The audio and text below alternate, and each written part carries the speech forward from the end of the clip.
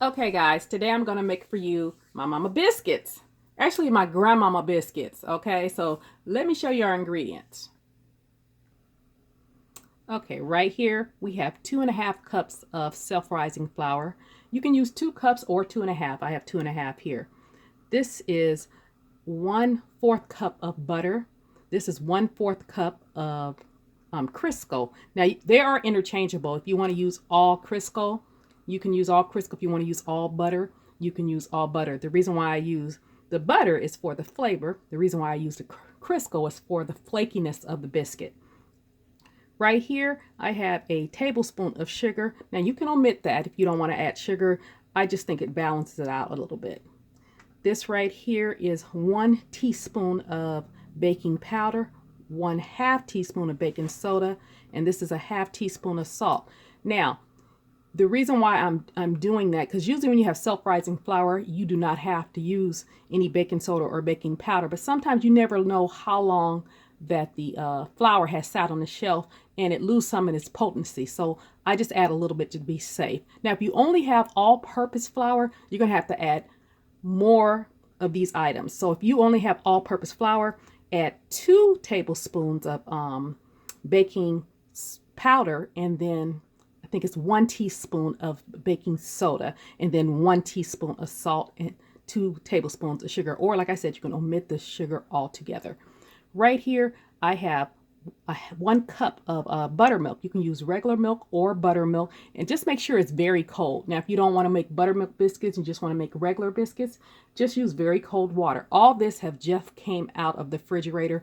This came out the refrigerator. This actually is frozen butter that came out of the freezer that I have grated up. You don't have to grate it. You can just cut it up in cubes like this because you're just going to incorporate it into the flour. So let's do that.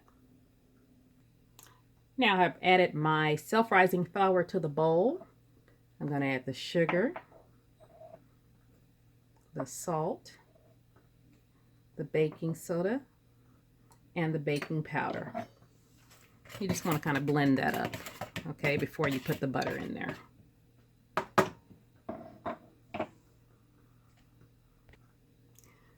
Now I'm going to add the butter.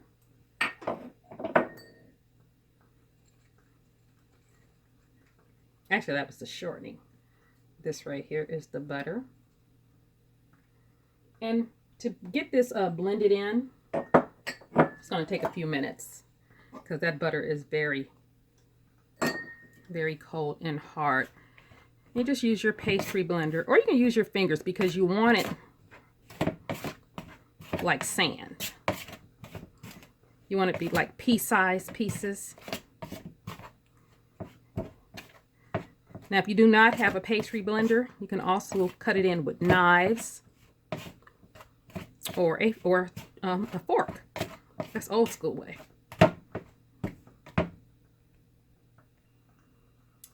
Okay, that's what you want your dough to look like.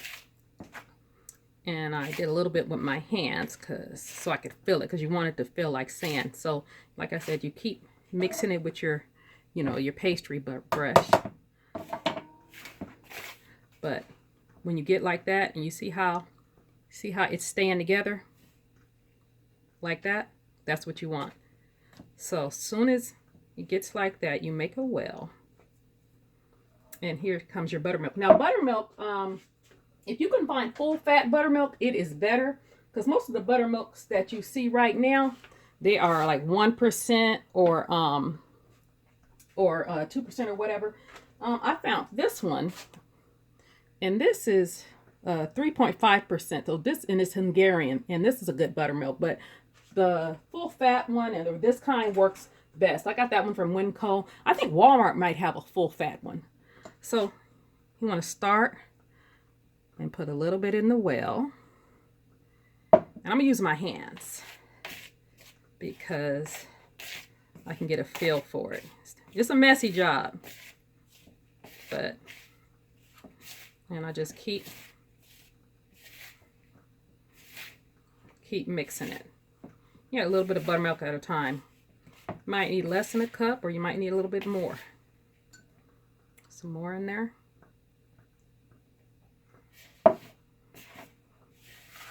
and just keep mixing it in. Okay, that's what it looks like when it's all mixed together. It's kind of it's a very sticky dough. I did have to add 2 more tablespoons of buttermilk because I did add that extra ½ a cup of self-rising flour. If you was only to use 2 cups of self-rising flour, you would only need to use the 1 cup of buttermilk. So it's a very sticky dough. So you're going to flour your board, and you don't want to work it too much, but you want to kind of put some flour in your hand. And all you're going to do is you're going to pat it out with your hands. And then you want to go like this. You want to, it's called the fold over. Turn over.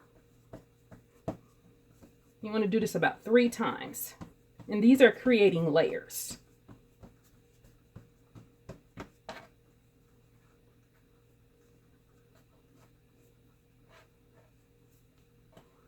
Turn it over.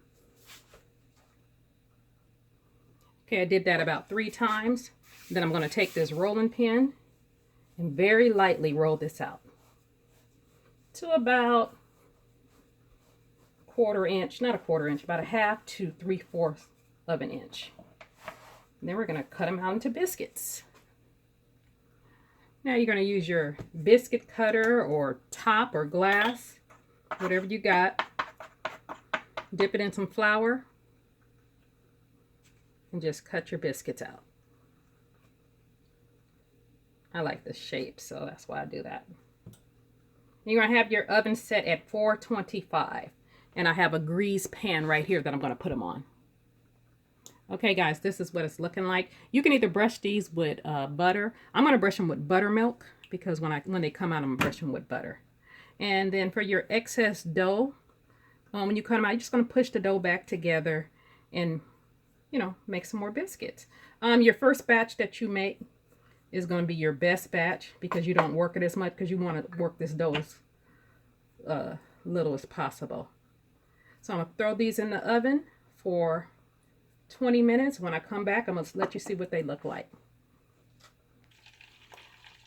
Okay guys, the biscuits baked for 20 minutes and they are perfect. So they just came out the oven. I'm going to brush them with some butter. But you see right here, I have made some sausage gravy. So we can have sausage, biscuits and gravy. And you just put the butter right on them. And these are the ones, the leftover ones. But they still look pretty good to me. All right, that's my mama biscuits. All right, you guys try this recipe. Let me know. Have a great day.